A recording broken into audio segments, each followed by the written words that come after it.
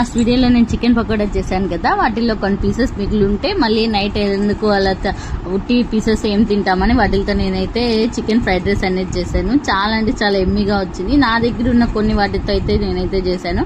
ముందుగా chicken pieces ని light గా కట్ చేసి అయితే పెట్టుకున్నాను. తర్వాత ఒక కడాయి పెట్టుకొని కడాయిలో నేను చికెన్ ఫ్రై చేశాను కదా, ఆయిల్ అయితే వేసేసుకున్నాను. ఇంకా అలాగే ఆనియన్స్, కరివేపాకు, పచ్చిమిర్చి వేసి బాగా గోల్డెన్ కలర్ వచ్చేంత వరకు అయితే వేసాను.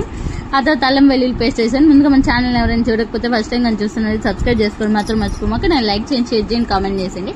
అలాగే నేను కట్ చేసి పెట్టుకున్న వెజిటబుల్స్ అన్ని వేసేసాను. క్యాబేజ్, క్యారెట్, క్యాప్సికమ్ అలాగా అన్ని అయితే మిక్స్ చేసేసి అవి కొంచెం కలర్ చేంజ్ అయిన తర్వాత వాటిల్లోనే నేను కొద్దిగా 2 eggs అనేది అయితే యాడ్ చేశాను. ఇక్కడ వెజిటబుల్స్ అన్ని లైట్ గా కలర్ చేంజ్ అయిన తర్వాత ఎగ్స్ వేసి వెంటనే నేనైతే మిక్స్ చేయలేదు, అలాగే వదిలేసాను. తర్వాత పసుపు అలాగే సాల్ట్ వేసేసి బాగా మిక్స్ చేసుకున్నాను. లాస్ట్ లో పెప్పర్ కూడా వేసాను, అది స్కిప్ అయిపోయినట్టుంది. ఇది బాగా కొద్దిగా ఆయిల్ వేసుకొని హై ఫ్లేమ్ లో పెట్టుకొని అయితే బాగా మిక్స్ చేసుకోవాలి, లేదంటే అడుగు అంటేస్తా ఉన్నది. సో అందుకని చెప్పి నేను ఇక్కడ బాగా అయితే ఎక్కువ స్మాష్ అయితే చేయలేదు.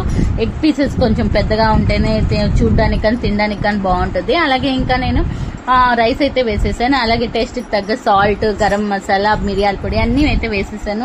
మళ్ళీ టేస్ట్ చూస్తే నాకు ఎందుకో సాల్ట్ కొద్దిగా తక్కువ అనిపించింది, అందుకని నేను మళ్ళీ వేసుకున్నాను. ఇంకా రైస్ మొత్తాన్ని బాగా మిక్స్ చేసిన తర్వాత ఇంకొద్దిగా నేనైతే ఇందులో 2 spoons అయితే సోయా సాస్ అయితే వేసాను. సోయా సాస్ అనేది ఆప్షనల్. ఇంకా లాస్ట్ లో గరం మసాలా అలాగే లైట్ గా సాల్ట్ అనేది వేసి ఇంకా కట్ చేసి పెట్టుకున్న పీసెస్ కూడా వేసేసి ఇంకా మొత్తం అయితే మిక్స్ చేసేసాను. ఇంకా కొత్తిమీర అయితే వేయలేదు, నా దగ్గర లేదు కాబట్టి మీ దగ్గర వేసుకోవచ్చు. అంతేగాని చాలా అంటే చాలా ఎమ్మీగా వచ్చింది అయితే. ఇంకా ప్లేట్ లో ఆనియన్ పెట్టుకొని అలా లెమన్ పిండుకొని తింటా ఉంటే ఉంటుంది.